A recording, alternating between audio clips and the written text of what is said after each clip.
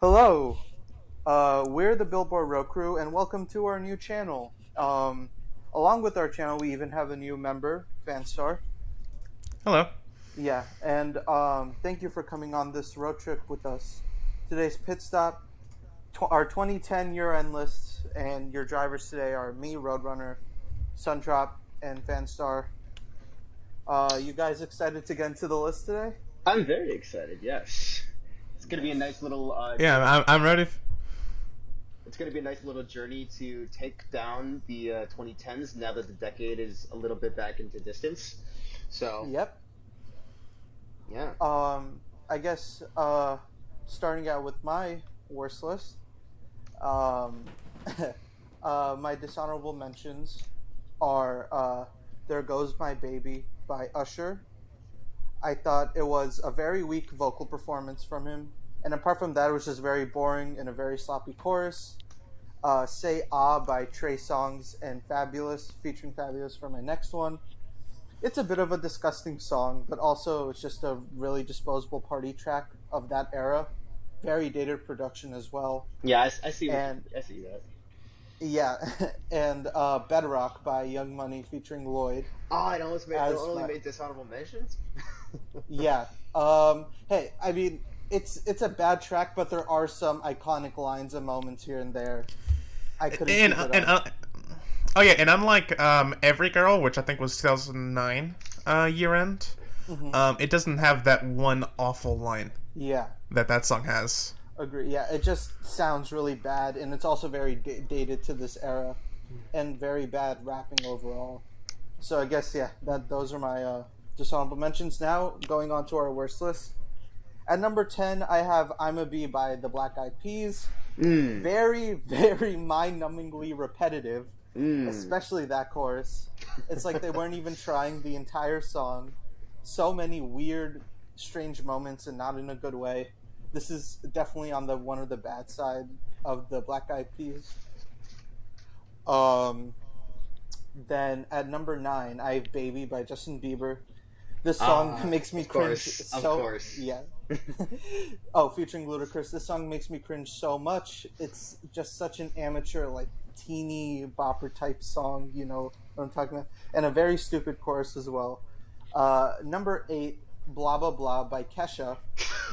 Um, always hated the more trashier side of Kesha. The auto tune was used to an obscene amount, and 303 being here doesn't help things at all. Um, Gosh. yeah, number 7, "Carry Out" by Timbaland featuring Justin Timberlake. Mmm. Maybe this is the worst thing Timbaland has ever done in terms of hits. Um, the beat gives me a headache, and I think this was a sign that his production was just not cutting it in the mainstream anymore. Um, Yeah, and very I would stupid say that. lyrics. Yeah, that's Yeah, something you could say in hindsight. yeah, and Justin Timberlake is just a non-presence throughout the entire track. Number 6 is "Over" by Drake. I would call this a very sludgy song. Drake, despite having a lot of potential during this period of his career, was just way off on this particular track. Another headache were the beat. The switch from the part of the chorus to the verse is so sudden and jarring it doesn't fit at all. Um, Okay, okay, yeah. The okay. number 5 is "My Chick Bad" by Ludacris featuring Nicki Minaj. Another annoyingly dated track. Ludacris is on autopilot with a lot of disposable lyrics. Same goes for Nicki. Number 4 is "Your Love Is My Drug" by Kesha. Uh, uh, despite this comparison being constantly used during the early 2010s, which I've never liked, like comparing like, oh, you know, "Your Love Is My Drug," that type of thing. Yeah, this track is just very annoying in general. Okay. Number 3, "Try Sleeping with a Broken Heart" by Alicia Keys.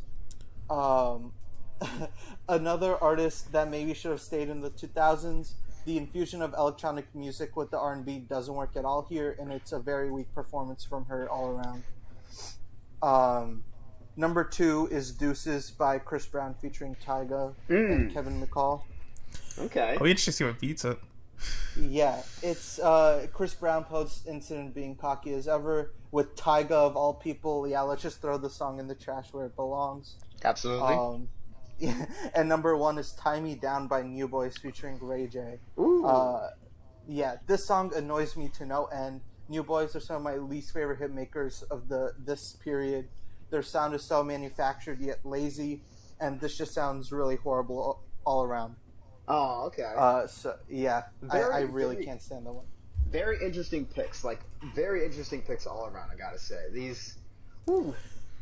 Ah. Yeah, The, I, I mean, for me, they're definitely like some surprises. I mean, the bottom two was kind of expected though. mm-hmm. yeah. Yeah. I I think the guess biggest. Sorry. You're saying? no, you go. Yeah, I was gonna say that I think maybe "Try Sleeping with a Broken Heart" was I think the biggest surprise on your worst list because like, it was just a meh kind of song for me. I remember that Mark put it on his best list when he made his Yeah, 2010 retrospective video. yeah. Um, I I did not get that whatsoever. Yeah, maybe looking back, I maybe should have put it lower, but overall, yeah, I did not dig it. And I mean, I don't think there's any like huge hot takes or anything, but okay. yeah. Well, Uh, Sundrop, why don't you give us yours? okay, so time for my worst list. So, dishonorable mentions go out to "Carry Out" by Timbaland featuring Justin Timberlake, Hmm. Billionaire by Travis McCoy featuring Bruno Mars, and Hey Soul Sister by Train. Okay. All right, so Yeah, all understandable. number 10 is "I Like It" by Enrique Iglesias featuring Pitbull. Hmm. I could have Yeah. given the Oh, I could have given this first spot to Tim's and JT's dumb fast food puns, but Enrique sounds like a massive creep throughout the song, where he approaches a girl aggressively, encourages her to cheat on her partner while he does, and behaves very non-consensually while they dance. Like even Pitbull's festive energy can't make up for Enrique's indecency. Like thank God Cardi B gave us the superior "I Like It" 8 years after this. Agreed. Yeah. Um, Number 9 is "Bottoms Up" by Trey Songz featuring Nicki Minaj. It was a tough decision between this and "Say Ah," the other drinking anthem from Trey Songz that got huge in 2010.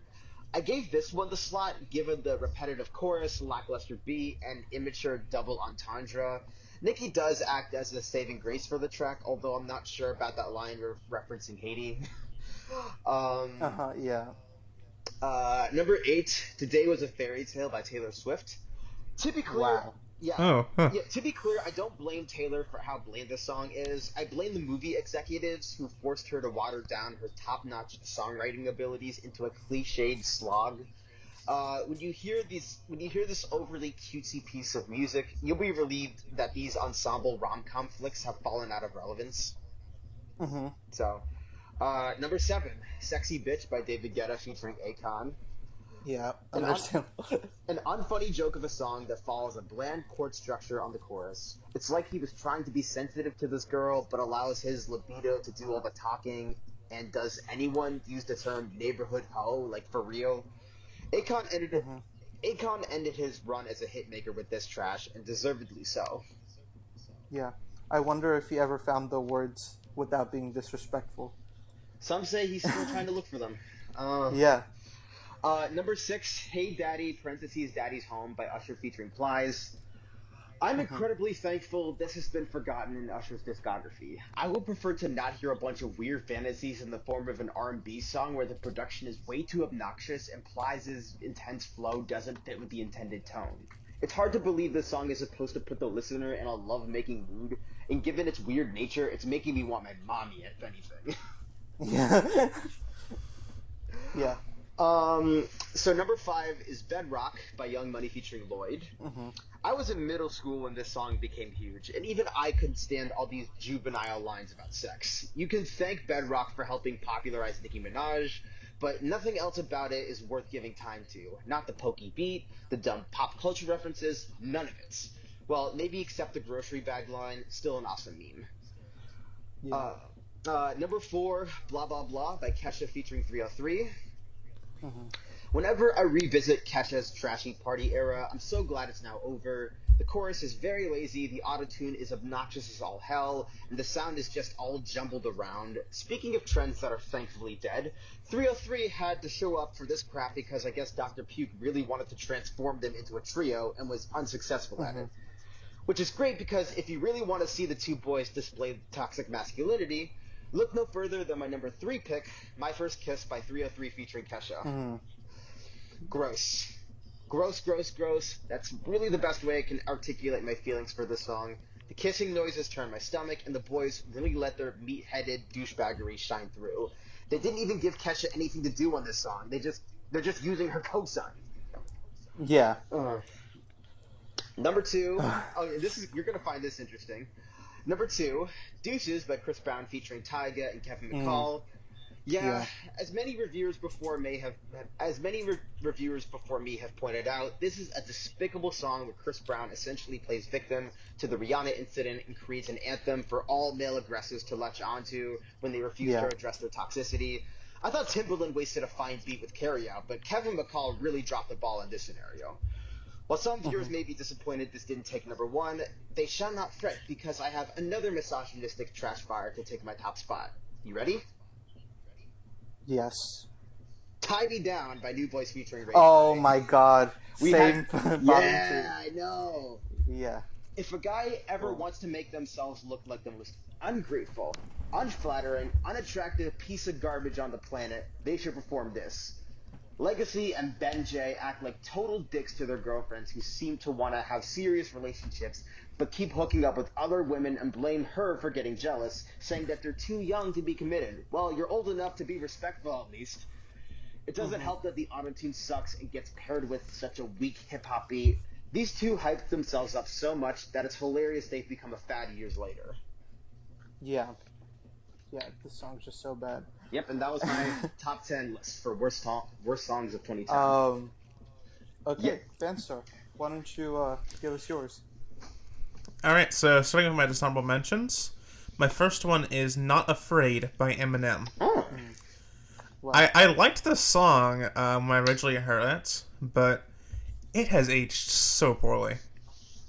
I can see ever since. It is, like, I think it's the most dated song, what hit from Recovery, and a lot of hits from, like, that era of Eminem are very dated.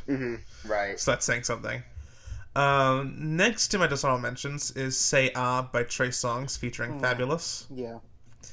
I don't think I liked any of the Trey songs here. I mostly thought they were mediocre. This one just, like, sounded the worst of them all. Yeah. To me. And my last dishonorable mention is Hey Soul Sister by Train. Yeah. I actually didn't mind this for the longest time, but those lyrics, like the sound, like just the general sound of it got to me eventually. I was like, yeah, no, this actually is pretty bad. I consider Hey Soul Sister to be the so bad it's good song of 2010. Yeah, that's kind of why I didn't put it on my list, because, like, as much as, like, it's not good, but it's, like, it's there. It's listenable, at least. Even with his weird lyrics. I mean, if you want, like, a Train song, like, from around this time, just take 50 Ways to Say Goodbye. Like, that's the actual good one. I actually like Mermaid. I think that's my favorite Train song. Beauty and Well, I'll just talk about, like, the big hits from... I like this. Yeah. Because I haven't ever gotten the inclination to listen to a Train album, to be honest. I don't think anyone does. Anyways... My number 10 is Stuck Like Glue by Sugarland. Oh, wow. Okay. This was one, for a while another one I didn't really mind, but then I was like, this sounds really just not good. Like the little thing, like, in your ear, like, when you're listening to it. Oh, those little popping noises, like the mouth popping. Yeah, it's like a fucking, like, licking. Yeah. There. Honestly, that really surprised me. The thing is, like, there are some good elements to it. Like I like the chorus for the most part, aside from the thing in the background. Yeah, I see that. Yeah. Yeah, and well, I mean, we're gonna see something similar later on with like a sound effect that's like going through the most of the song. But yeah, number 9 is "Carry Out" by Timbaland featuring Justin Timberlake. You know, the probably the most infamous food sex hit. Yeah, before Bon Appetit took its place. Yeah. Well, the thing is, that wasn't actually a hit; it was a flop. Right, that's true. True. Yeah, Timbaland gives like some of his worst production for any of his hits. Justin Timberlake's completely funny in his parts. Yeah, it's just not good all around. Number 8 is "Bedrock" by Young Money featuring Lloyd, which I'm mainly putting here because I can't for the life of me stand Lloyd in his voice. Yeah. That's completely fair. For the most part. Also, screw Tyga. Yeah. Oh yeah, of course. Let's just say that. Yeah, Tyga. Not someone I would look up to. Yeah. The meme with like the grocery bag is pretty funny. Yeah, number 7 is "Teach Me How to Dougie" by Cali Swag District. Ooh, okay. Okay. Interesting. Yeah, I just thought it was like, and the production just felt kind of limp to me. And I just did not care at all for any of like the rappers from Cali Swag District. Flow wise or lyric wise. Right.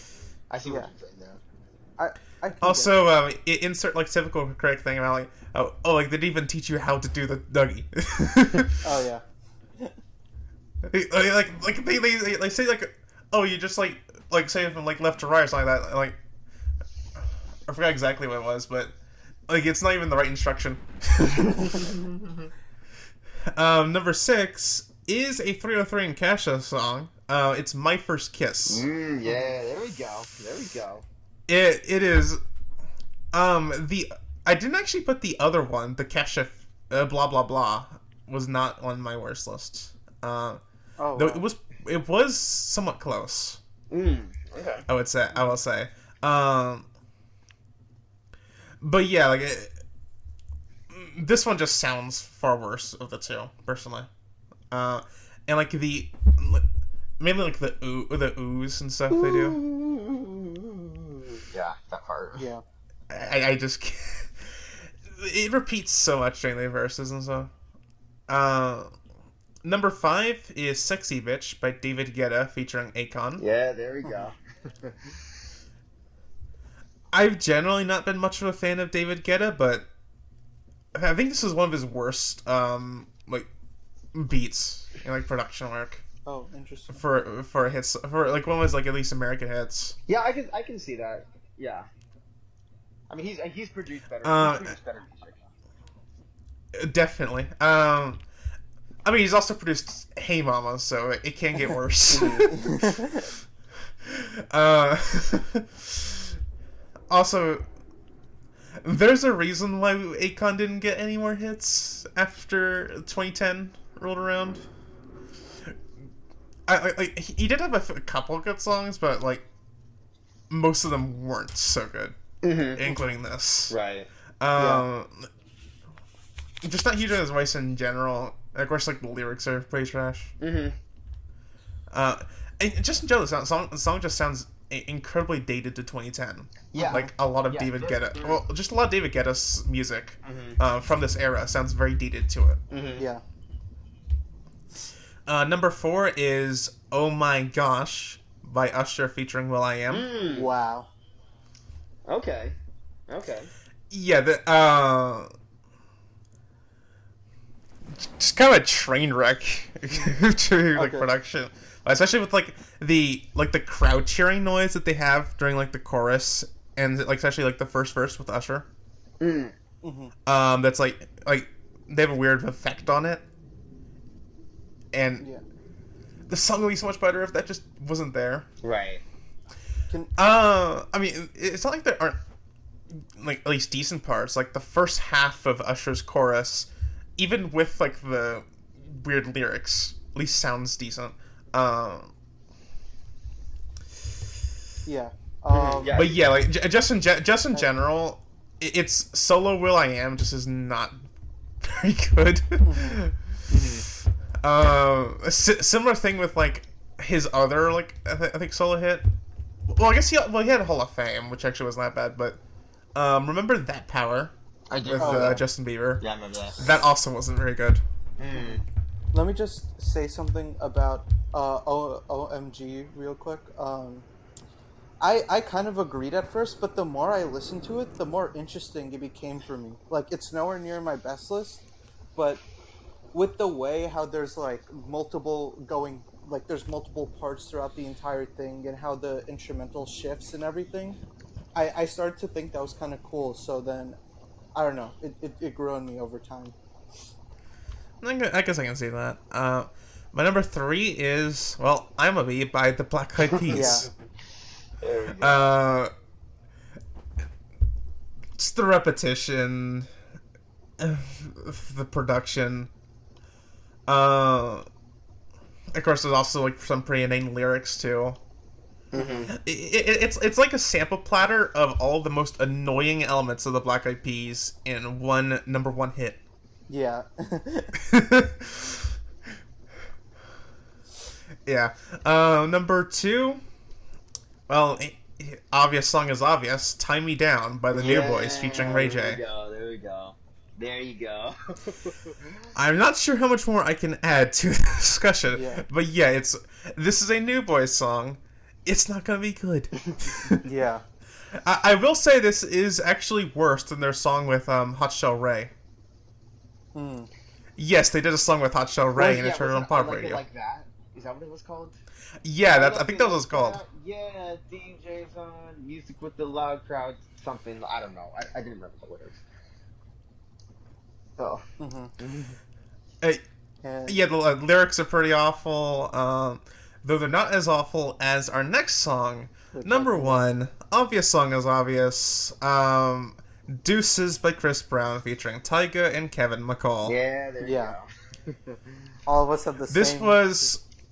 This was Chris Brown's first like big hit after the incident, and it's a song in which in the first verse he's like directly referencing and saying like in very like, flippant way and stuff, and like obviously isn't at all remorseful. No. Yeah. Like you can definitely tell. Yeah. Absolutely. Yeah, it's train wreck of a song. Also, I mean, McCall's production is not great either. It may like his production makes the lyrics seem even worse. Like it makes you focus more on it, and of course, I mean, you weren't expecting Tyga to give a good verse. It's not like Tyga and like I guess McCall's verses like aren't as bad by virtue of them not having those lyrics, but they're still bad. Yeah. They still do not add at all to the song. Quality wise. Yeah, so as we can see, the worst hits were really bad. Yeah. Especially because of how dated everything was. But now we can finally get to the better songs of the year. And I guess I could start with the honorable mentions. All right, go for it. So for this first one, I kind of, even though we're supposed to pick 3, I kind of cheated a little because I really couldn't pick between the 2. And they're very similar, but I have Airplanes by B.O.B. featuring Haley Williams and Magic by B.O.B. featuring Rivers Cuomo, tied for the first honorable mention.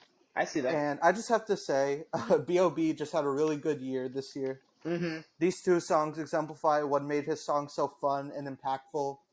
Haley Williams does an amazing job on her chorus, and Rivers strangely fits the vibe on the song he did with him as well.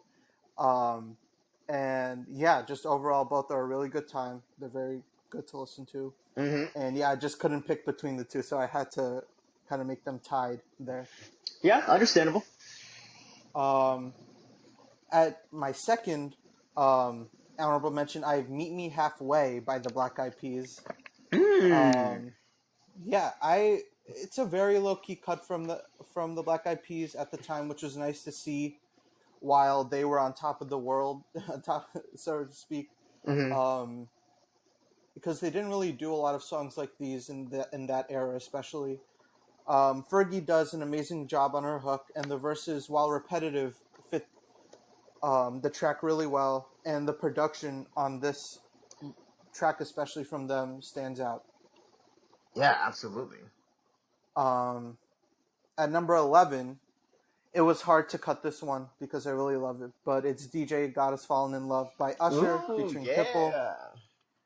Um, when Usher really did so much justice to the club boom with so much disposable songs from this particular era. Usher really paved the path for him in this type of lane, and executed the style so perfectly. It helped with his longevity throughout the decade. And yeah, it's just a really energetic, fun track all around. Um, and yeah, those are my honorable mentions. Yeah, I perfectly agree with everything you have there. You have two songs by B.O.B. that he did with two very iconic rock stars. A Hmm. song by the Black Eyed Peas that I'm gonna have more to say on as we continue, Oh wow. and a great song from Usher. Unfortunately, it's not gonna be on my list, but I think it's still a very fun song nonetheless. Hmm. Yeah, I Um, think that Usher song also just missed mine, but it is very good. hmm Sundrop, why don't you give us your honorable mentions? All right, here we go. So my first honorable mention is gonna be "The House That Built Me" by Miranda Lambert. Mm. I only just listened to this song for the first time this year, but it struck a huge chord with me. I remember moving out of my favorite house when I was incredibly young, and I deeply miss it to this day. Miranda really like hit home with that deep nostalgic feeling, and I appreciate it. Hmm.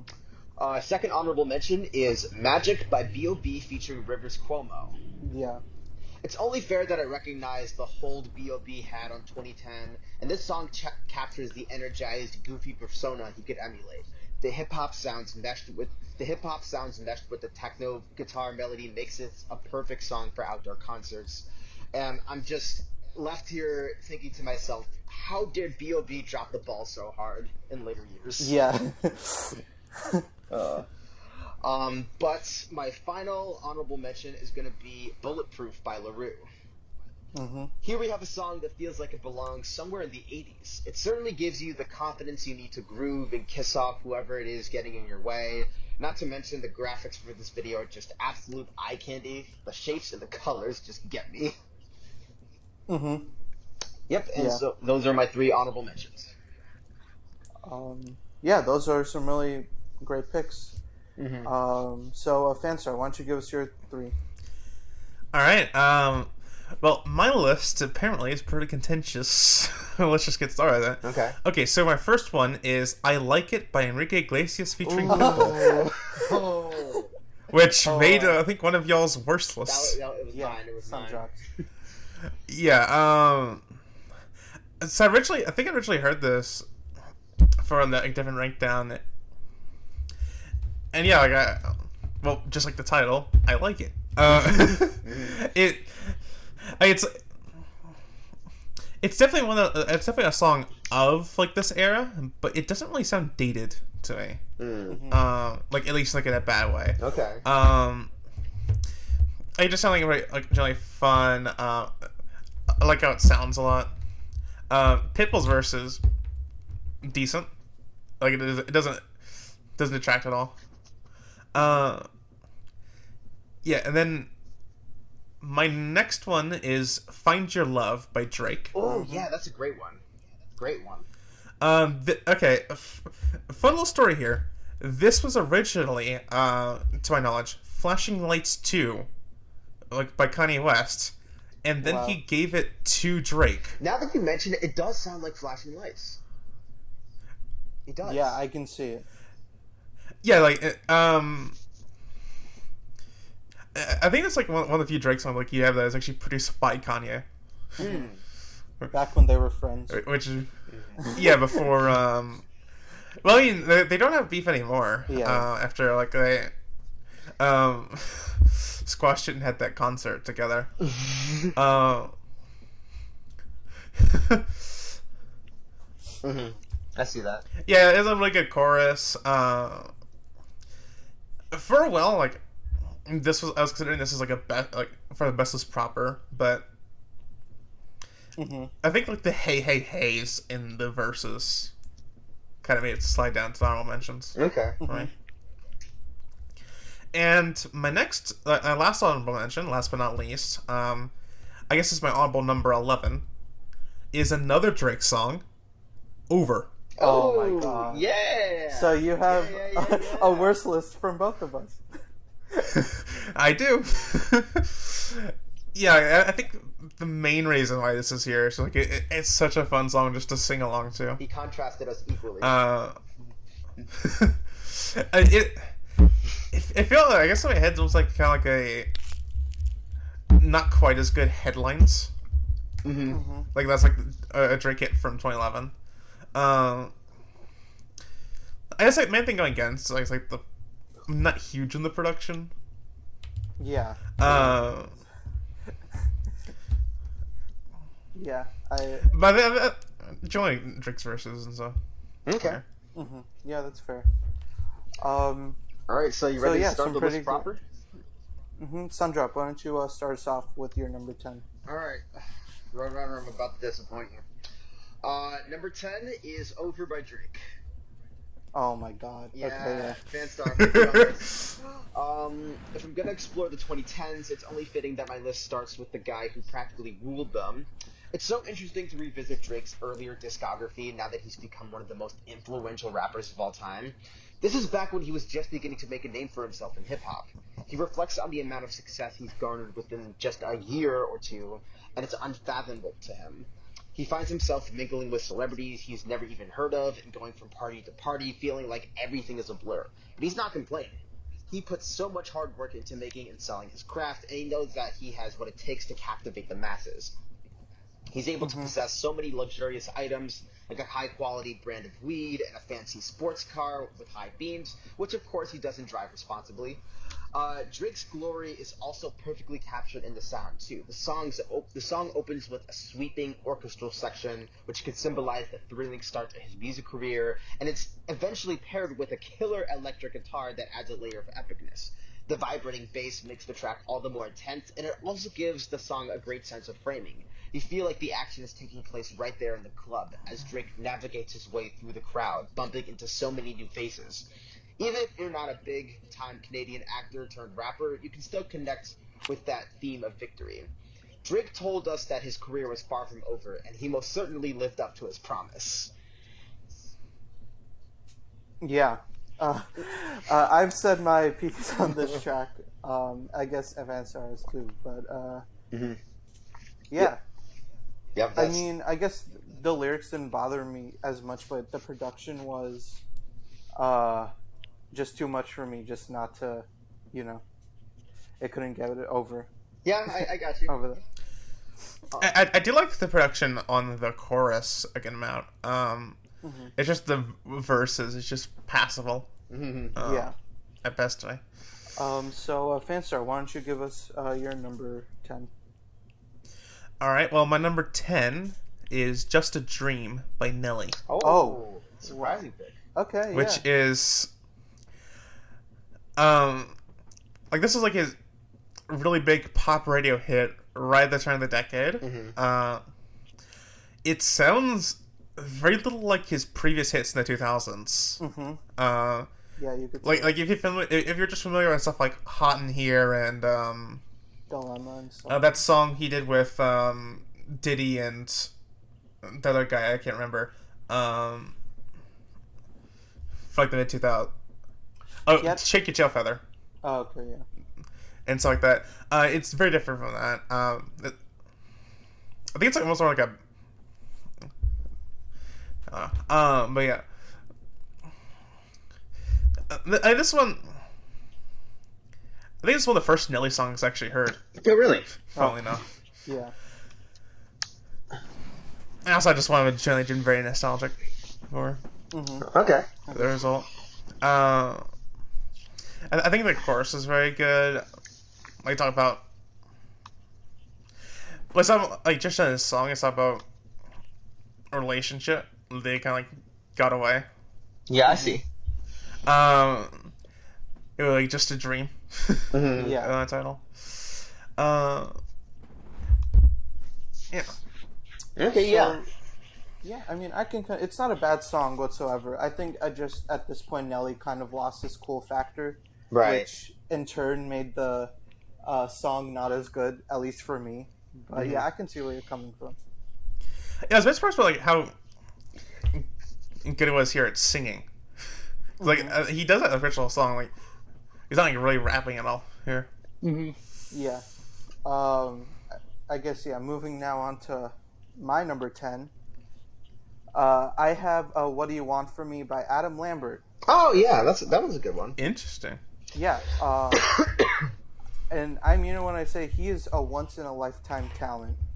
Like, He is. seriously. He really is. He really is. And I remember watching his season on American Idol, and he literally lost due to his sexuality, from my understanding, which sucks. But he ended up having a really successful career, had a bunch of hits right after American Idol, which I'm glad he did. And I'm glad that kind of redeemed everything that went on that season. Lambert sells the drama of this track so well. I really like the electronic touches on this instrumental. It makes for a really interesting listen. And glad he's doing well for himself now, touring with Queen. Yeah. Yeah.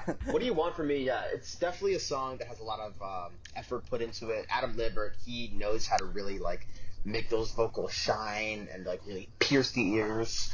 Yeah, I think I remember putting it in my good tier as well.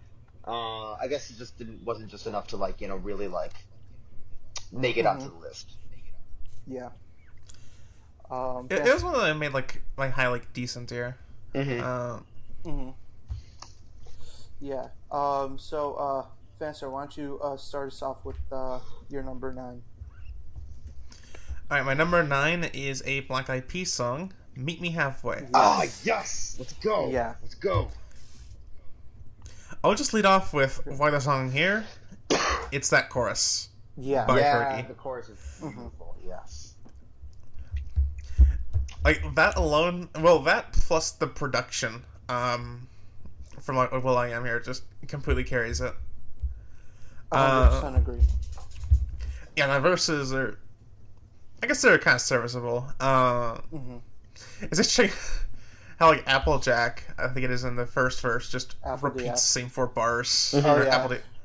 Applejack, yeah, just repeats the same 4 bars twice. I think, if I remember correctly, a rap critic said, like, I think literally the reason that's a thing is he arrived at the studio verse and just rushed out a verse. Oh, wow. Wow. That's a Basically. Black Eyed Peas thing to do. Absolutely. Yeah. This song also was featured on Nonstop Pop FM in the game Grand Theft Auto 5. Oh, really? Yeah, I mean, it truly was. I mean, I do like other hits from that era as well, but yeah, there's something about Meet Me Halfway in particular that helps it stand out from the rest of their stuff from this era. Like I said, I'm gonna have more to say on it once we continue, Yeah. but it's a fantastic song. So yeah, my number 9 is "Find Your Love" by Drake. Oh, there you go. Yes. There it is. What to say about the start of Drake's career? Well, for one, at this point he was trying, but for real, this is an awesome song. Drake melodically is on point, and the sentiment was pretty cool too, and like really surprisingly, some layered and interesting production that Kanye brought here. before all that beef stuff. And it's also interesting how these tracks differ to what he makes now. And it was just really interesting to see that dichotomy. Mm-hmm. Yeah, it's definitely interesting to compare like I'd like Think Me Later era Drake to like Certified Lover Boy. Yeah, I really did like Find Your Love a lot. Unfortunately, I guess It just didn't make it. it did not make it. I chose it over. So what's your number 9? Me, I'm gonna say "Haven't Met You Yet" by Michael Bublé. Wow. Yeah, looking back, it's pretty crazy how this became a legit pop hit on the Hot 100. Honestly, what a nice change of pace. What we have is a charming swing song where Michael attempts to sweep a girl off her feet and promise a fulfilling life together, where he'll worship her endlessly, do everything he can to satisfy her, and that he'll become a better man once they've united. There's just one problem. He doesn't exactly know her. Honestly, it's actually very cute of him to envision this fantasy where he builds a strong romance with a woman whom he presumably just came across for the first time. His softness and charisma really sells a premise that could have easily been mishandled in any other song. Hell, he literally sings on the first verse that he gets himself so excited for big possibilities, but gets let down when they never come to fruition. However, he clings to that optimism like a small child. Also, you can't deny how joyous the sound is, with the chipper pianos to lure us in, a drum set with splashing cymbals to bring it to life, and a jazzy bass to give the tune a nice touch. As the song climaxes, we bring in a brass section almost as if it's signifying Michael's success in winning this girl over. As said before, Michael Bublé hasn't scored a top 40 hit ever since, and is now widely known as the guy who makes those killer Christmas covers. But over a decade later, it's still pretty awesome the pop charts took a chance on this Canadian gentleman. Yeah. It's good. It's a good track. It's too cheesy in my opinion. Like Okay. it's so much. Yeah, it's like rom-com core, if you know what I'm talking about. Like if you need like a montage of anything, you just slap that song in the middle, and it's like perfect for that type of stuff. Mm-hmm. But yeah, But yeah, I would it's good. yeah, I would definitely put it on a tier over Today Was a Fairy Tale, which is just filled with cliche after cliche. And I think Michael plays with like the whole rom com like aesthetic well enough that he makes it his own. Like he adds in all these like Yeah. little clever lines and everything. Yeah, and I think he pulls it off nicely. Fanstar, you got anything to add? I don't think I've ever been that huge on Michael Bublé. No? And this song was decent. Okay. I just didn't really latch on to anything on here. All right. Yeah, fair enough. I guess now moving on to my number 8.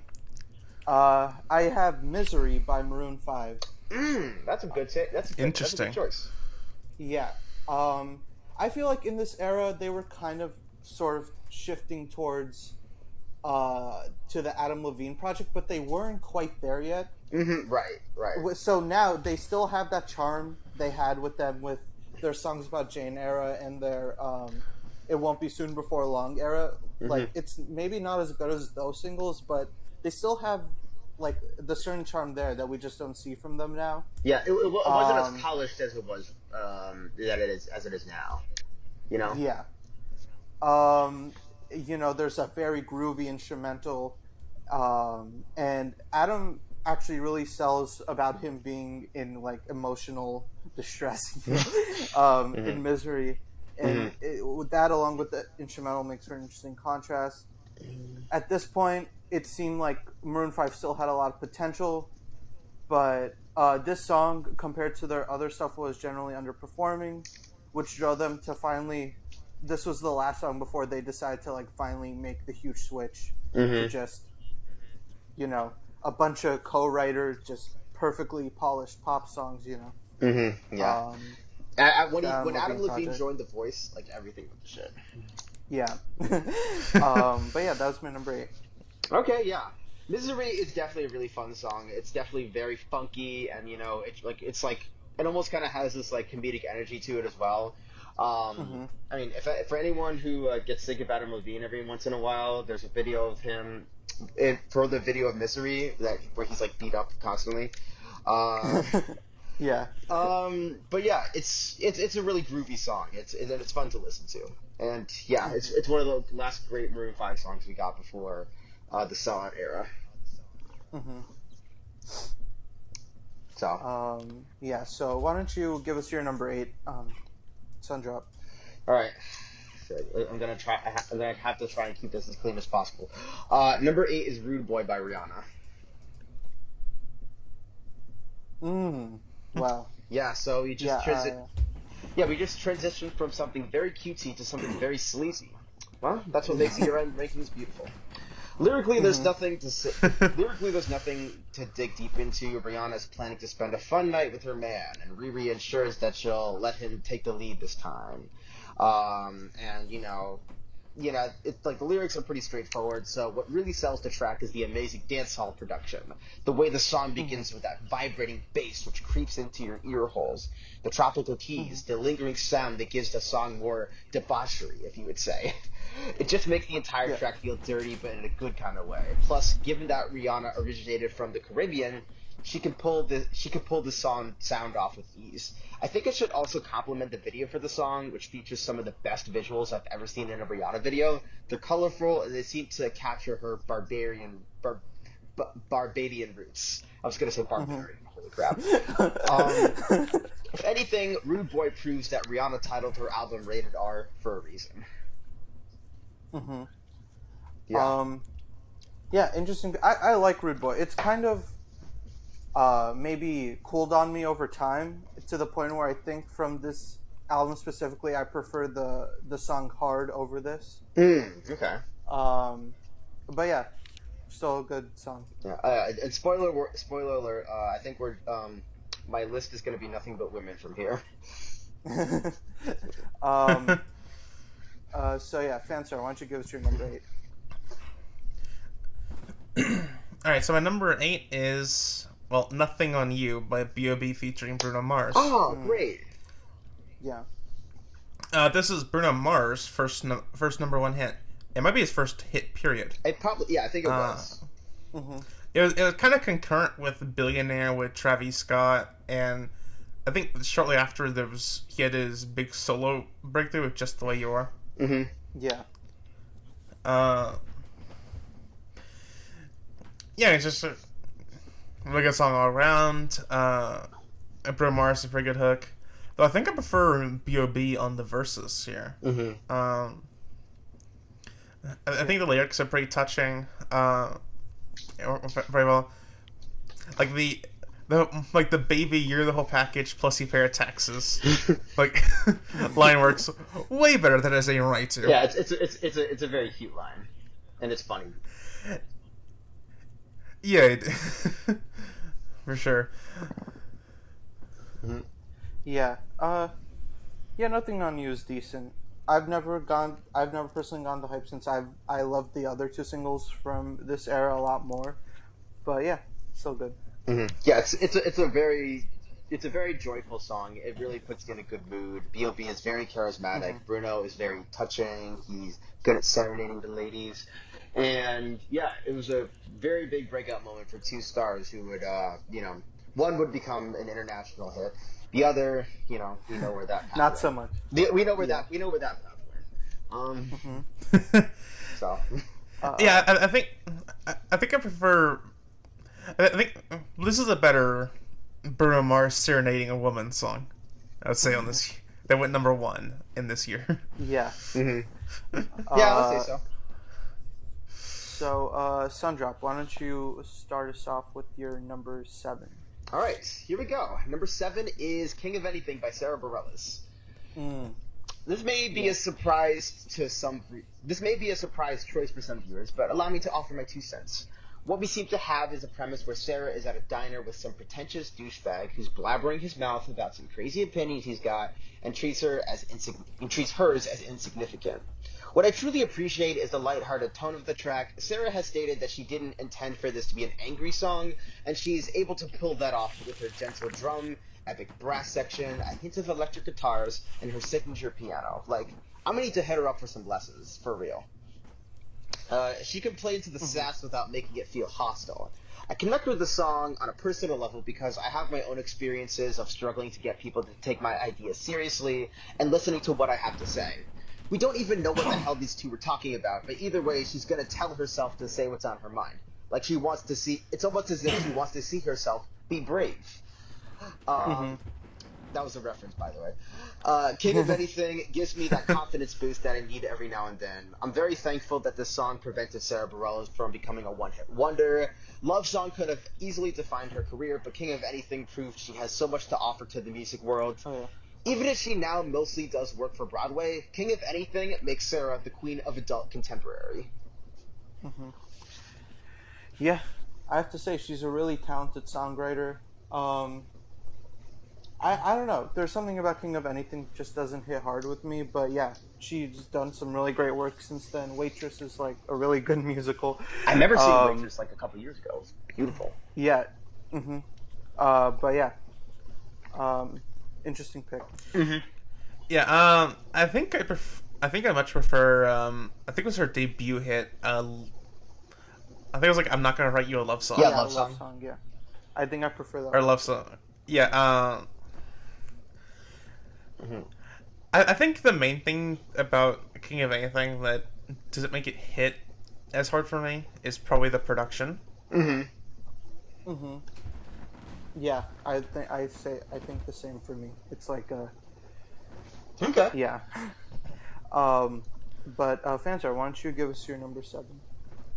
Well, we got another B.O.B. song, "Magic," Okay. featuring Rivers Cuomo. Whoa, Spoiler: yeah. Airplanes did not make the list, though it was damn. close. I think I like pretty much all of B.O.B.'s hits, like that he had during that like brief period from like around 2010 to 2013. I guess except like Headbands with 2 Chainz. Yeah. Yeah, it's a shame he. I guess you could say he fell off the proverbial side of the flat earth. Yeah. Yep. Just to bring that up. Yep. But yeah, Rivers Cuomo is really like you wouldn't expect him to work so well for a hook on a B.O.B. song, but he does here. And the verses, I feel like, are very lighthearted and fun. I think it makes sense that this was chosen to be also like in I think it was in Pitch Perfect. Oh. Was in seeing that movie. Okay. I think it was like I think the boys like performed like the first minute or so of it. Okay. Like that was really fun seeing. Yeah. Okay. So yeah. Now moving on to my number 7. It's "In My Head" by Jason Derulo. Oh, Jason Derulo. Yeah. Jason Derulo. Yeah, every time he does his little name tag, that's so funny. But yeah, there's something weird about how I can kind of relate to a situation, and I don't know what it says about me, but I love how everything, apart from the line "in my head," it would just be like another generic pop song, you know? But I think it does add a lot, because like, no matter like what, like Jason, no matter what Jason does, he has to regulate like all these like different, like I guess fantasies and situations is mine, because he'll never be able to like at least be with this person, or maybe he's too shy to approach them, and some very good production on this one, especially as someone as notorious as J.R. wrote him. At least. So yeah, I mean, it was a strangely great track for me, and yeah, I love it. Yeah, I guess the guitar riffs are really nice to listen to. I mean, it has a nice level of intensity to it. Jason, I would say that this is probably one of Jason's better hits. You know, before like, yeah, sorry, I lost my train of thought. But yeah, this is like one of Jason's better hits, I would say. I prefer, for Jason Derulo's hits in 2010, I prefer I think Raiden solo. Raiden solo is really good. I like that one. I think that it was in my good tier. In my head, it was fine. Mm-hmm. Yeah, I can see that.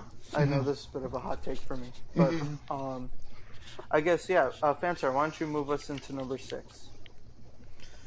All right. I guess continuing with Sundrop, including women and stuff. Here is "Mine" by Taylor Swift. Ah, okay. The lead single to "Speak Now," and honestly, this probably would be like pretty kind of in the middle of like a ranking for that album, but it's still a really good song. Okay. That's all I hear. Like that just shows how good of an album and like how good like the singles and stuff were from that, or from "Speak Now." Yeah, I think it's a really great song. Mine. It's I remember liking that one. Mm-hmm. Yeah, like Taylor Swift. Of course, like her songwriting is great. Like, I mean, "The Sky Is Blue." Exactly. Exactly right. Like that is always her best strength. Yeah, she's like a S tier songwriter, double S tier songwriter. I think "Speak Now" in particular. Like, didn't she like write that pretty much entirely on her own? Yeah, maybe. Mm-hmm. I'd have Possibly. to look that up. Yeah. Yeah. I guess now, moving on to my number 6. This is a bit of a really big hot take because especially one person here. I have "Billionaire" by Travis McCoy featuring Bruno Mars. Look, I know how other people feel about this track, but I don't care. I think what Bruno is singing about mirrors what a lot of people wish for as well. Mm-hmm. And Travis in the song isn't just singing about luxury items, but also sings about how he would help others with his money. Mm-hmm. And I found that to be a really sweet sentiment throughout. And yeah, I mean, Travis McCoy I know is a very cheesy rapper, Yes, he but can be. Yeah, but I don't know. I tend to like his stuff, and yeah, "Billionaire" is no exception. Especially Bruno Mars' hook for me. Right. See, with me, "Billionaire," I kind of put "Billionaire" in my dishonorable mentions because, like, as time has gone on, our understanding of billionaires has kind of like become a lot more unfavorable, if you would say, like, with people like Jeff Bezos, Elon Musk, Bill Gates. Yeah. I guess the reason I decided to leave it off the list completely is because, like, it is a very innocent look at what being a wealthy billionaire would be like, being like generous and hanging out with famous people, world leaders, and and there's no malice in the song at all. Like, I certainly don't believe that he wrote this with like ill intentions. Not that the song even does any like that, but yeah, it's an innocent fantasy of like a pretty like corrupt concept, if you would say, Yes. Mm-hmm. Yeah. So yeah, that's my best description of "Billionaire." Mm-hmm. Yeah, and I completely get that, but I don't know. This is just such a guilty pleasure for me. But yeah, I guess now, unless Fanstar has anything to say, we're moving on to your number 6. Okay. Well, my number 6 was "Unthinkable" (I'm Ready) by Alicia Keys. Yeah. All right. Interesting. Yeah, so continuing our trend of piano-playing legends, we now have a cut from New York's own Alicia Keys. For this song, she sings about her desire to begin a relationship with a guy she's been very into for quite some time, and she's built up the courage to jump into it. What I especially enjoy about the track is the tone. There's a sense of nervousness present on the tune, but also tons of excitement. She knows that she's taking a big risk, but is sure that her and her love interest can reach a good payoff. There's also plenty of urgency in the lyrics. She knows there's a real connection between them, but if they don't fall into it soon, then it might be too late once they go with it. Hence why the song's second title is "I'm Ready." All of this is reflected very much in her epic piano. She's able to make every note feel like it's carrying weight and importance, largely because of how well it's mixed, creating a beautiful echo. Additionally, the track features some nice electric drums, fluttery guitars, and a sprinkle of backing vocals from Drake. Good to see you again, Aubrey. Who could forget the way her vocals soar like an eagle on that bridge? You know, just beautiful. Mm-hmm. I also appreciate the video for the song, which shows Alicia trying to get together with a white man, giving the song a bit of subtext that displays the struggles of interracial couples. I don't know if it's thanks to Empire's State of Mind, but I'm glad 2010 gave Alicia Keys a few hits under her belts. You could even say it's unthinkable. Yeah. I mean, Alicia Keys is like a master at the piano, and I thought Unthinkable was decent, but it doesn't live up to her like 2000s era stuff. So Yeah, yeah, that's fair. But yeah, for sure. That was decent as well. I think my favorite Alicia, I guess like this was only featuring Alicia Keys. If we're including repeats, is Empire State of Mind. Mm-hmm. I actually really like that song. Like if you're not including that, then it probably would be, Try Sleeping with a Broken Heart. Mm-hmm. I actually kind of like that one. Okay. Yeah, I guess now moving on to my number 5. Okay. 5. I have Animal by Neon Trees. Oh, okay. Yeah. All right. I think Neon Trees, especially in this era, were really something special. And this is probably my favorite of their 2 hits. This just sounds so good. And different from the other songs on this year-end in particular. And it's very fun to sing along to. Wish the public gave them more of a career after, because they were just a really fun presence on the charts. Well, they did have Everybody Talks in 2012, but you know Yeah. that was kind of the point where they kind of like faded away, which I don't know if it was entirely fair. Because I love Sleeping with a Friend. Yeah, Everybody Same. Talk. No, I'm talking about Everybody Talks. Animal is a really fun song. It has a lot of joy and energy to it. I really like the lead singer's voice. I don't know how to describe it, but you know, it really does catch your ear. I want some more. Yeah. He just has that voice that really like hooks you in. But yeah, it's a fun track. Very expressive. Mm-hmm. Yeah. So I guess why don't you move on to your number 5? Yeah. So my number 5 pick was Alejandro by Lady Gaga. You can't make a best list for 2010 without putting some respect in Gaga's name. While some lists might include Bad Romance or Telephone, I'm choosing the scandalous Alejandro. The tune begins with a classical sample from the composer Vittorio Monti. After about 25 seconds, we just slam into the aggressive Eurobeat. One major highlight is the bass that carries throughout is just so heavy and feels like stomping. It allows you to feel the seriousness of Gaga's dilemma. We also get some great keyboard work on the track, which adds a darkly mysterious nature to the sound. But with a great sound comes great lyrics, and Gaga knows how to deliver. She sings about this one-time affair with a guy who wants to build something from the get-together, but she tells him that this relationship they have is nothing special, even if she feels something herself. The way she mixes up their names, Fernando to Roberto, to finally landing on Alejandro, shows her desire to treat this guy as nothing more than a toy boy. What also made this song iconic is the video. According to director Stephen Klein, we see Gaga torn between her dark forces and religious salvation, ultimately choosing the latter.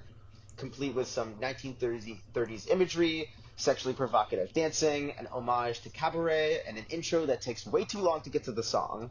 The video certainly raises eyebrows even years later. I truly see Alejandro as the highlight of the Fame Monster era, and I'm sure this won't be the final time Lady Gaga is put on a best list. Yeah. I guess Alejandro, I think the lyrics are interesting, but to me, when I listen to it, sound very dated. You think so? Like, not in a good way. Yeah, at least to me. Okay. Fanstar, what do you have to say? I thought it was good. I guess not as good as a song I'll get to. Oh god. Okay. Yeah. So Fanstar, what's your number 5? Well, this is a fine coincidence. It's the same as Roadrunner, Animal by Neon Trees. There you go. Yes. Let's go. And yeah, it is a shame that Neon Trees fizzled out in the US after Everybody Talks Well, just in general. Mm-hmm. Cause I really like Every Day It Talks as well. Yeah, same. Yeah, it's a really fun track. Fun to sing along to. I like. Who's the guy who's like the lead singer of Beyond Trees? Look at mine. Look this up. Let's see. Tyler Glenn. Yeah, I like Tyler Gunn's vocals here for sure. Mm-hmm. It definitely adds like a certain energy to it. It does, yeah. Mm-hmm. Mm-hmm. But yeah, like I said before, it's a really fun song. Okay, now Absolutely. I guess moving on to number 4, Sundrop. All right. So you can start us off with that. All right, here we go. It's my time to shine. So, my number 4 is gonna be "Meet Me Halfway" by the Black Eyed Peas. Yes. All the planets aligned on this fateful night. The Black Eyed Peas conceived this song. It kind of stinks because I feel like this song has become more of a footnote in the group's discography. Boom Boom Pow and I Got a Feeling became the certified hits during the END era, while this song was kind of overshadowed. Well, I'm here to tell you that Meet Me Halfway is, well, we're all here to tell you that Meet Me Halfway is more iconic than you remember. The setup is two lovers who are facing a lot of detachment and are trying to build up their chemistry again. The premise is very simple, but they find a way to play with it effectively. Apple Diop and will.i.am spend their verses proclaiming how much they miss this girl, and Taboo shows determination to find her again. Best of all, Fergie gives a wonderful singing performance here. There's so much pleading and desperation in the way she projects her notes. You genuinely feel like she wants to connect with her lover so bad. The real driving force, though, is the production. The opening synths that resemble the break of dawn, the carefully crafted beat that doesn't distract the listener, those backing vocals that elevate the pleading, and the techno breakdown during Taboo's bridge, which serves as a nice breakaway from the melody. The group actually sampled the guitar melody from the Yeah Yeah Yeahs' Maps, which I'm surprised is the only song they borrowed for this instance. And who could forget the outro with the thunderous drums playing out the sound as it climaxes with the sound of a meteorite hitting Earth. The Black Eyed Peas may now be somewhat of a laughingstock, but I'll plead just as much as Fergie. Give this one another chance. Mm-hmm. Yeah, I guess we all said our piece on this song, but yeah, 100% agreed. Yeah. will.i.am was on point production-wise. It seems like they were all honed in for this song. So. Oh yeah, absolutely. Number 4 for me would have to be, and it was a song previously talked about. It would be "Bulletproof" by LaRue. Okay, there you go. The rare British crossover, and oh boy, is this a good one. A very uplifting message. And it probably has my favorite production of everything on this list. It's like that production, I don't know, I described it as very tangible. It's like when you're listening to it, you can like feel it. I don't know if that makes sense. Yeah, I kind of like how it's really off kilter and tangible, and I just thought that was cool, and probably also one of the most re-listenable tracks on my list too. But, okay. Yeah. Yeah, absolutely. Yeah. I've already talked about it. Fanstar, any thoughts on Bulletproof that you wanted to give? It's a pretty good song. I get why it was makes the best list for. Yeah, I will say it would have been interesting to see LaRue get some more hits. I haven't listened to a lot of what they've done. I'm pretty sure it's like one like person and one producer. And that's like the duo. But yeah, it would have been interesting to see them maybe have some more crossover here. Yeah, absolutely. Oh, I think LaRue just recently had a song go top 10 in the UK. Oh, really? Oh, yeah, with that rapper Tion Wayne, right? Oh yeah, I think it was a Tion Wayne. Yeah. I'll have to check that out. That's interesting. Yeah, but anyway, that's my number 4, and Fanstar. You can go with your. All right, my number 4. I guess kind of like how Meet Me Halfway got outshouted by I Got a Feeling during its run. I guess it's kind of similar with Break Your Heart by Tao Cruz and Dynamite. Break Your Heart is my number 4. Okay. Interesting. By Tao Cruz featuring Ludacris. it's a shame that Tyler Cruz just had his like 2 hits and then just vanished Yeah. off the pop scene, Hmm. because both of them are really good. Like this one especially, and Mm-hmm. like I guess like the main difference maker for this one, well, not just the beat, um, I guess being like more interesting and dynamic. Um, it's also Ludacris. Like specifically, it was the Yeah. remix with Ludacris that made the year end, Hmm. Mm-hmm. and he is just full honed in on this one. Oh yeah, he Uh, does a great job on it. Yeah, he does do great. Hmm. Uh, yeah. yeah. While Dynamite by Tyler Cruz almost seems kind of dated now. Mm-hmm. Hmm. This one is not at all. Yeah, Dynamite is also annoying. Yeah. Break Your Heart. Right. Yeah. Break Your. Yeah. It was close to making my list. It's a bop, Hmm. but yeah. Yeah, Break Your Heart to me was just kind of like it was pretty meh if you ask me, but yeah, I think it has its redeeming factors. Mm-hmm. Um, I guess now on to number three. Hmm. Was uh, Fanstar with Fanstar. Yeah.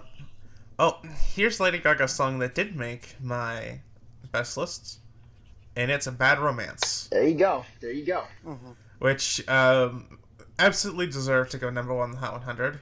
Shame that it didn't. Hmm. I think it. What did it get blocked by? I think it got blocked by like "I Got a Feeling."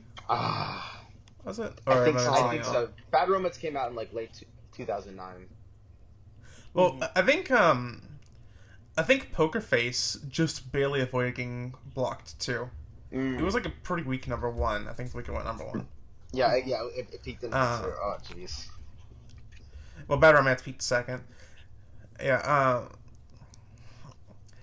I think along with Just Dance, this is like one of my favorite hits from the Fame and Fame Monster. Hmm. Like those 2 albums from Lady Gaga. Okay. Mm-hmm. Like the chorus is very iconic Mm-hmm. for good reason. Yeah. Spring Travel, Hmm. Yeah, I can agree with that. and like a lot of the productions of, and of course shout out to the music video, which for a while was the most viewed video on YouTube. Hmm. Wow, did not know that. I think it was like until what was it? Gangnam. Or at least like most viewed like music video Okay. Mm-hmm. or like song. I think Gangnam Style was actually what beat it Oh wow. Oh wow. in 2012. Yeah. Yeah, Better Romance is good. That course is definitely iconic. But yeah, it's good. Hmm. I don't know. For some reason, I never really vibed with Bad Romance too much. I always kind of thought it was a little overrated. You know. I mean, Mm-hmm. it's a nice, it's a good song, but I don't know. I never really thought it was that good. You know. Yeah. Um. Yeah. So Sundrop, why don't you give us your number three? Okay, here we go. Teenage Dream by Katy Perry. Mm-hmm. It's everyone's favorite love anthem, brought to us by no one's favorite producer. Hmm. Yes. On this song, Katie makes a Sadly. declaration of love and talks about the fluttery feeling she gets when she's with this guy who likes how authentic she can be. He finds her to be beautiful and hilarious, even when she's not trying, and to her, that's absolutely surprising but welcoming. You can tell that she's nervous about Mm-hmm. pursuing this romance, but she wants to try it anyway because she feels confident enough with this guy that they can make some magic happen. Then, of course, you have the killer production on the track. It starts off with an electric guitar melody that sets up the exciting tone. We also have some glossy piano to elevate the excitement. The chorus kicks, the drums smash right in, giving you this adrenaline that causes your heart rate to just beat faster. It then couples with the intense shredding guitars and a pinch of tambourine, really capturing the thrilling adventure they're going on. I also have to give props to Katie's singing performance. Her tone of voice displays so much passion and wonder, like she's totally enamored by her boyfriend's gentleness. There's a real layer of innocence to the whole tune, which is emphasized by the line about Valentine's Day. I also appreciate the descending melody on the bridge, which serves as a rewarding payoff for the song.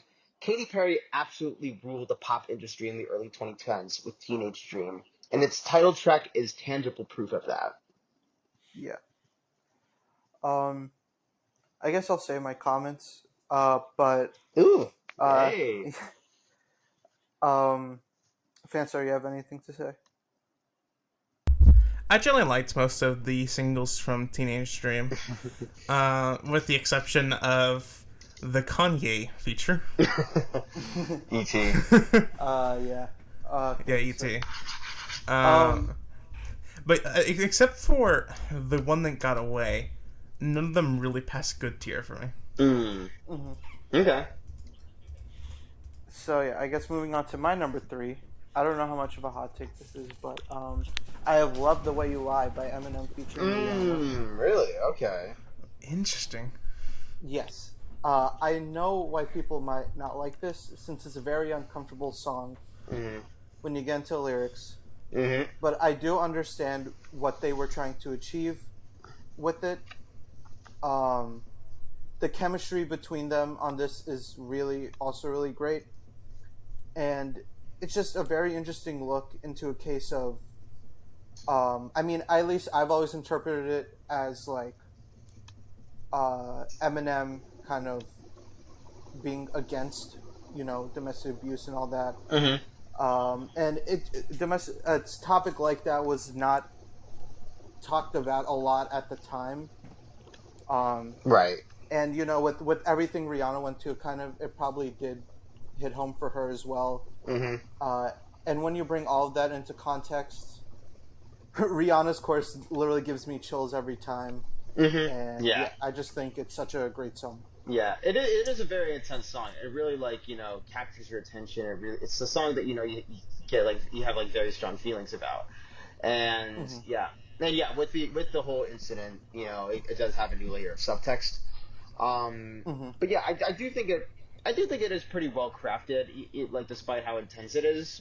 And yeah, Mm-hmm. I definitely see the effort put into it. Yeah. I do really like Rihanna's chorus, though I think Eminem's verses have not aged well at the time. Yeah. That's very fair. That's fair. Mm-hmm. I guess now moving to my number two, like I said, I would Twos. talk about it later. Teenage Dream by Katy Perry for me for my number two. Hallelujah. Yes. This song for me just encompasses nostalgia, as I've just left my teenage years. I turned 20 this year. Um, Nice. Mm-hmm. so I think no matter what point you are in your life, wherever you hear this song, it will always bring you back to like old great memories. Um, it is probably my favorite Katy Perry song of all time, and for a good reason. Mm-hmm. Well performed overall, and a time capsule while also letting you be excited for your future. I would call this a modern classic. Oh, yeah, it absolutely is. Yeah, it deserves that label. Hmm. Yeah, I've talked about Teenage Dream already, so I could Yeah, maybe I could just give off my number two. yeah. All right, that was Naturally by Selena Gomez and The Scene. Mm, Yeah, at this point I'm just yes. letting my 13-year-old self do all the talking. Uh, I remember this song dropped 2 years after Wizards of Waverly Place premiered on Disney Channel. And even back then, I enjoyed the hell out of it, especially Selena as Alex Russo. But I think Naturally is what made me Yes. more fascinated by her as a musician. I feel hooked every time I hear those intense wubs at the beginning. There's a nicely crafted build-up as Selena sings the pre-chorus that leaves you with anticipation, and when the chorus hits, it gives lots of power and makes you groove vehemently. Hmm. Vehemently. I'm trying to pronounce that word right. This song has a great sense of framing too. I just imagine Selena at a party with a special love interest, and they're just dancing their tails off, and the chemistry that rises between them just comes all on its own. This is all, of course, courtesy of The Scene, who are credited as the main act in this tune. Let's not forget that. Selena Gomez also gives a wonderful singing performance. Nowadays, her music is known for being a lot more downbeat, with songs like Hands to Myself, Same Old Love, and The Heart Wants What It Wants. Yeah. But I really appreciate it when she's doing more energized tunes. Even on Naturally, you can tell that she's really enjoying herself with the way she enunciates her words with such enthusiasm. Selena would Yeah. go on to achieve an uber successful career in music and acting. And whatever the scene are doing now, I advise them to keep on scening because the work they did here is glorious. Yeah. Uh, Naturally, um, it's yeah. I think Selena hasn't had this much fun on a song since Naturally. You can tell she's having a lot of fun here, and I just wish she would do more of that, because like here she's actually singing pretty well, which surprised me. It just for me it's too Disney core, and I feel like there's a lot of Disney songs from like Disney from before this that actually toe the line a lot better. Um, and so like even with the uplifting lyrics and all that, yeah, it just it was too much of like, if you know understand, like Disney core, like um Yeah, I see what you're saying. yeah, it's like very manufactured too, Mm-hmm. with everything. But yeah, it's good. Okay. Fanstar, any thoughts on Um, Naturally?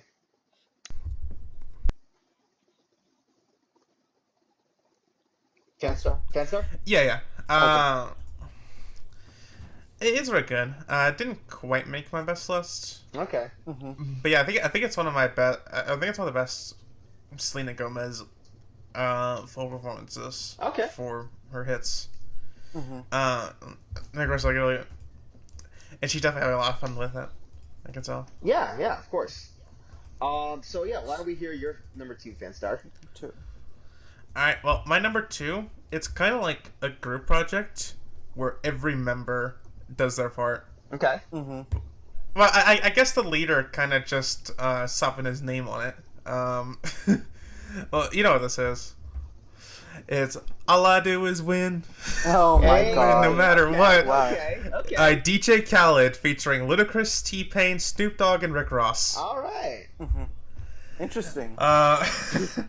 Yeah, this is kind of like a posse cut of a bunch of different artists who are like, well, you got 3 artists who are like, we got like Ludacris and T-Pain who came quite big like in the late 2000s. Snoop Dogg have been big for a while, for like Yeah. a couple decades, and then Rick Ross was kind of an up and comer at this point.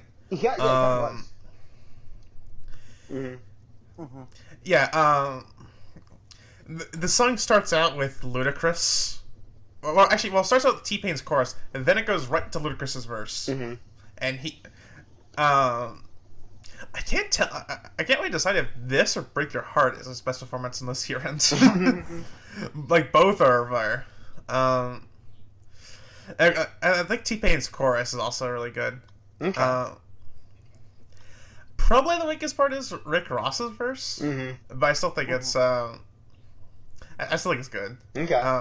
And of course, Snoop Dogg is doing his thing, and Yeah. Uh, I was like effortlessly being great. Yeah, but I definitely can see the charm this song has even years later. Like, it's just like a song that it is a posse cut. You described it best, and everyone's just basking in their success and like how glamorous they are and how much they've achieved. And yeah, it does capture that feeling of victory, And It gives is us a the really iconic fun line, track. Put your hands up and they stay there. Yeah. It really goes off in a group setting for sure. Yeah. It makes sense. This was like such a big hit like during the club era. 'Cause, like it's it's just one of those things that just goes off. Absolutely. Yeah. It is very fun, and like T-Pain was on his A game and all that. It just, and you can't really blame it because it literally came out in 2010. But like songs that are like very dated like that, like that wouldn't be able to come out now. I don't know. It's good, but Right. I think it does have some production, pitfalls and all that. Okay. I guess now we are going on to our number 1, and as per tradition, we will all say our number 1 at the same time, and then explain our picks afterwards. So, Yep.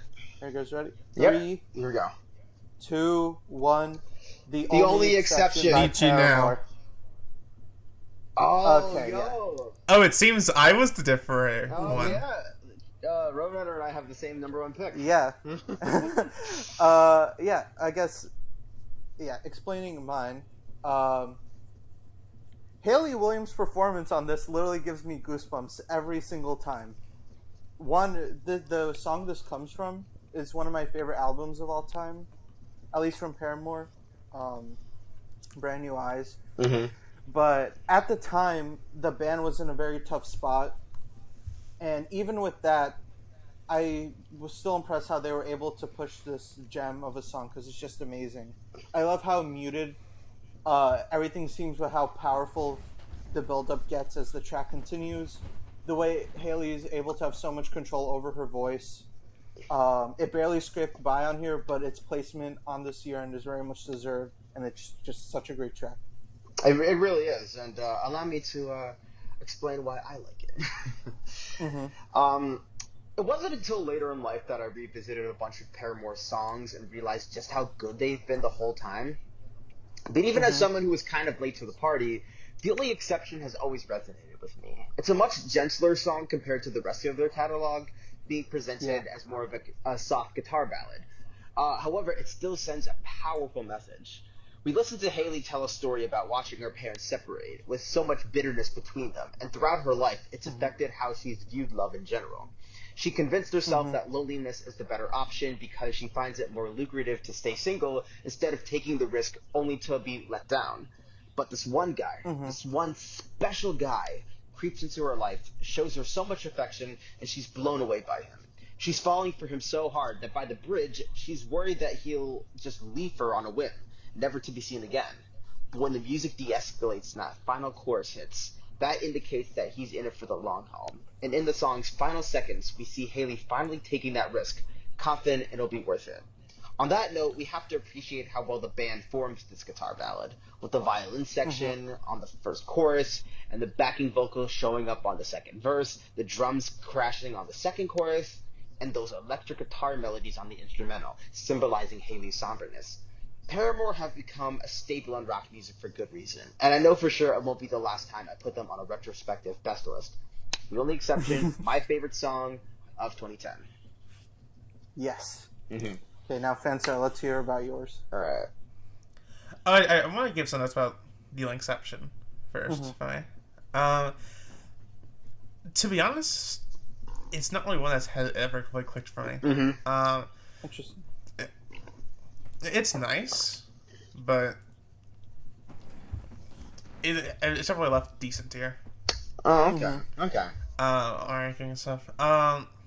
Yeah, my number one is Need You Now by Lady Antebellum. I guess it wouldn't be on my list if I didn't have a country song somewhere in there.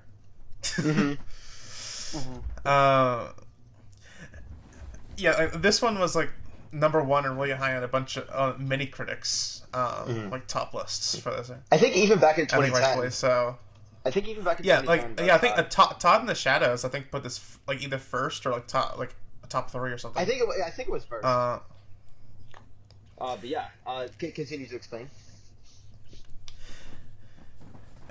Yeah, I mean it's just really produced very well. Kind of, I like the harmonies between like the both like the male and the female vocalists from Lady Antebellum. Yeah. Yeah, they work together. And like they tell an interesting story through the lyrics. This was like by far their biggest hit, and like one of the biggest country hits. I think like the 2010s. Yeah. Beating out Body Like a peaking. I think it peaked. I know it peaked in top 5. Did it peak second? I forgot exactly where it did. On the year-end list, I think that's where. I think it peaked On the weekly chart. charts? I think it number peaked 2. at least top 3. Yeah, it peaked second. They did get one more top 5 hit after this, with Just a Kiss debuting 5th. Wow, yeah, that's insane. They They must have had a lot of hype at the time I They think didn't they get did. five. It didn't rebound to the top 10 after that week, but it did stay on the charts for like a good 30, 40 weeks, I think it was. Mhm. Yeah, yeah. Thanks to adult contemporary radio. Right. Yeah.